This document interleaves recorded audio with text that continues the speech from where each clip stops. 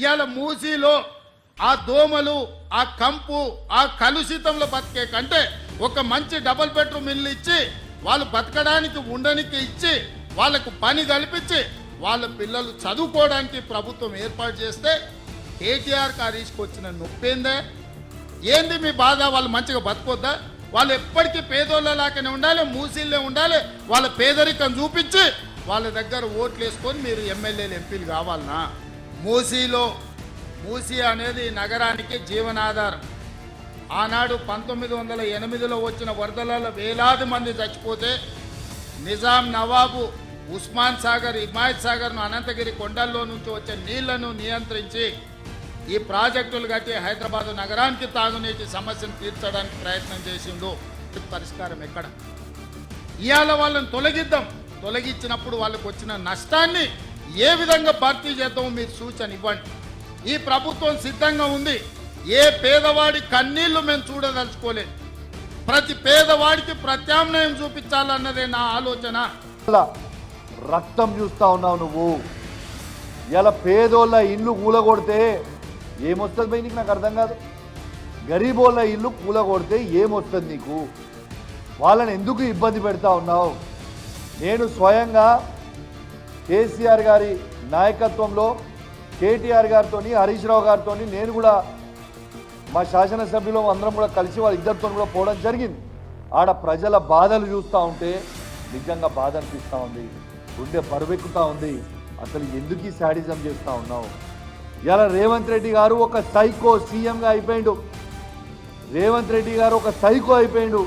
పిచ్చోని చేతిలో రాయిస్తే ఎటు కొడతాడో తెలియదు అన్నట్టు ఈయన చేతిలో ప్రభుత్వం ఇచ్చిన తర్వాత ఎవరిల్లు కూలగొడుతుండో ఆయనకే అర్థమవుతుంది. అసలు చాలా చాలా బాధాకరం. ఇలా పేదోళ్ళ బాధ చూస్తూ ఉంటే చాలా బాధ అనిపిస్తూ ఉంది. వాళ్ళ ఉసురు ఖచ్చితంగా నీకు తాకక తప్పదు. ఖచ్చితంగా నీవు తీవ్రమైన పరిణామాలు ఎదుర్కోక కూడా తప్పదని చెప్పి సందర్భంగా తెలియజేస్తూ ఉన్నాను. ఇవాళ నేను హైదరాబాద్ కానీ తెలంగాణ రాష్ట్రంలో మొత్తం కూడా చెప్తా ఉన్నాను. ఇలా రాహుల్ గాంధీ గారేమో బుల్డోజర్ కా రాజ్ నై చలేగా అని హర్యానాలో ప్రచారం చేసింది మొన్న గారు,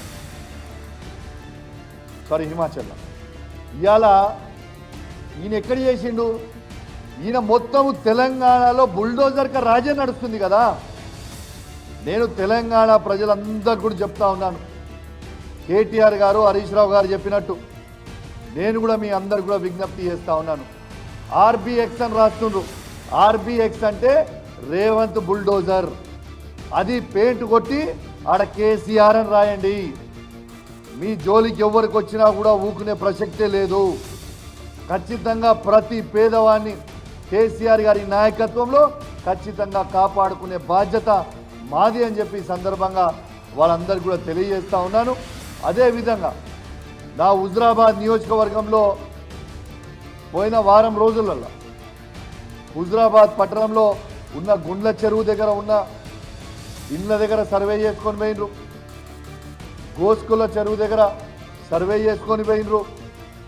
జమ్మికుంట దగ్గర, నాయిన్ చెరువు దగ్గర ఉన్న అంబేద్కర్ కాలనీ దగ్గర ఉన్న పేదవాళ్ళ ఇల్లు సర్వే చేసుకొని పోయినరు. హౌసింగ్ బోర్డు సర్వే చేసుకొని పోయినరు.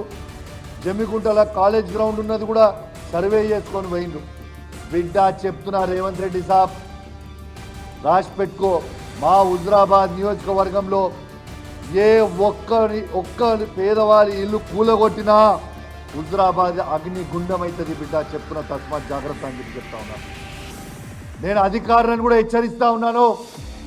మీరు రేవంత్ రెడ్డి చెప్పిండని చెప్పి వీడికి వచ్చి నా హుజురాబాద్ నియోజకవర్గంలో ఏ ఒక్క పేదవాని ఇల్లు కూలగొడితే నేను మీకు చెప్తున్నా, ఒక్కరు కూడా గల్లీ నుంచి బయటికి పోరు. రాసి పెట్టుకోండి. మిమ్మల్ని ఏ పోలీసుడు కాపాలని లేడు, ఏది కూడా ఆ బుల్డోజర్ బయటికి పోదు, ఎవ్వరు కూడా బయటికి పోరు. మా హుజురాబాద్ నియోజకవర్గంలో ఏ పేదవాని ఇల్లు ముట్టినా అగ్ని గుండం అవుతుంది, తస్మాత్ జాగ్రత్త అని చెప్పి హెచ్చరిస్తూ ఉన్నాను. అధికారులకు కూడా చెప్తా ఉన్నాను, ఎక్స్ట్రాలు చేయకూరి మీరు. ఇవాళ ఆంధ్రాలో ఇట్లనే అధికారులు ఎక్స్ట్రాలు చేస్తే ఏమైందా? 3 డీజీపీ ర్యాంక్ సంబంధించిన ఐపీఎస్ ఆఫీసర్లని సస్పెండ్ అయినరు. రేపు మళ్ళా కేసీఆర్ గారు వచ్చిన తర్వాత రాక ఎట్టు పరిస్థితి తప్ప 100% కేసీఆర్ గారు మళ్ళా ఈ తెలంగాణ రాష్ట్రానికి ఖచ్చితంగా ముఖ్యమంత్రి అవుతారన్న డౌట్ ఏం లేదు. కేసీఆర్ గారు వచ్చిన తర్వాత ఇవాళ ఏ అధికారులు ఎక్స్ట్రాల్ చేస్తుర్రో మీ అందరు కూడా జైలుకు ఒక తప్పని పరిస్థితి అవుతుంది. మీరు గీత దాటి పనిచేస్తే మీరు ఇబ్బందులు పడే పరిస్థితి వస్తుంది. నేను చెప్తున్నా, మీరు అనుకుంటున్నారేమో ఏమవుతుంది, ఏది పర్మనెంట్ కాదు, గుర్తుపెట్టుకోండి. మీరు రూల్స్ ప్రకారం చేయరు తప్పితే అసలు వాస్తవంగా చెప్పాలంటే అసలు వీళ్ళు కూలగొట్టుడు ఏందో నాకు అర్థమవుతుంది. మొన్న మా కిషోర్ గారు చెప్పారు, ఆల్రెడీ హైకోర్టు జడ్జిమెంట్ కాపీ ఉంది. ఏ పేదోని ఇల్లు కూలగొట్టొద్దు అనేది హైకోర్టు జడ్జిమెంట్ కాపీ ఉంది. వీళ్ళు చేసే పని మొత్తము it is contempt of court. వాళ్ళ జడ్జిమెంట్కి దిస్ ఇస్ ద ఫ్యాక్ట్.